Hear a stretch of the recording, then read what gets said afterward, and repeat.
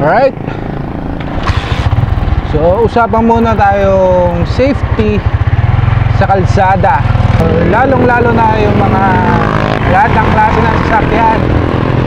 Mapakotse man yan, tricycle or motor. Kung meron ka na ito, kung meron ka cellphone, dashcam o kaya action camera, napaka-importante na ito dahil minsan hindi mo masasabi sa daan yung mga tinatawag na aksidente na pwede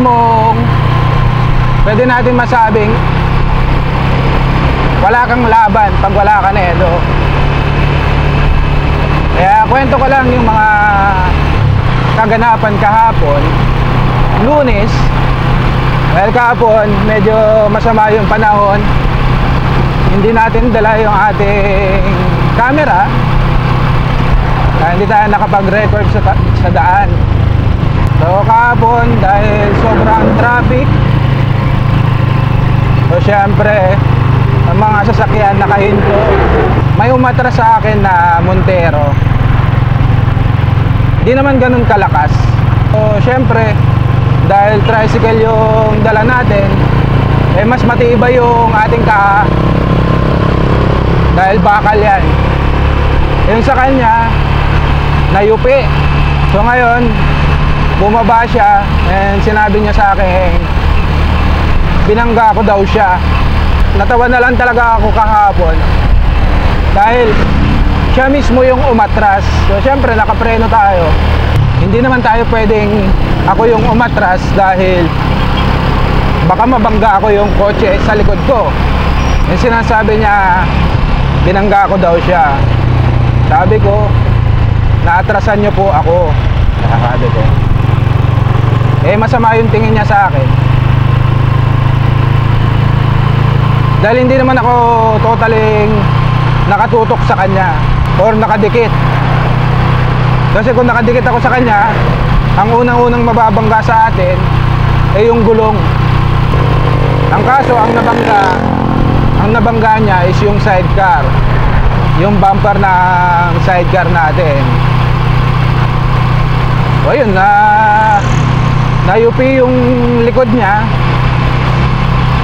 Sinisisi niya tayo, kaya buti na lang merong mga nakakita sa likod.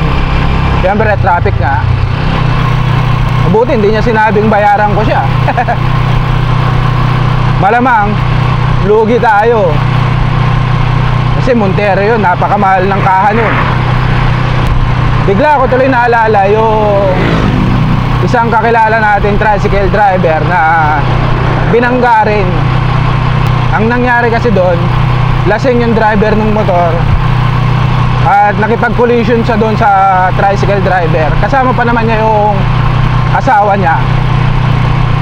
Siyempre sugatan sila. Ang problema kasi namatay yung driver. Ngayon yung driver ng motor, ang problema doon pagdating sa police station, nandun yung pamilya nung namatayan at sinisisi pa yung tricycle driver na mismong nandun sa lane nang sinasabi doon na bakit daw hindi iniwasan.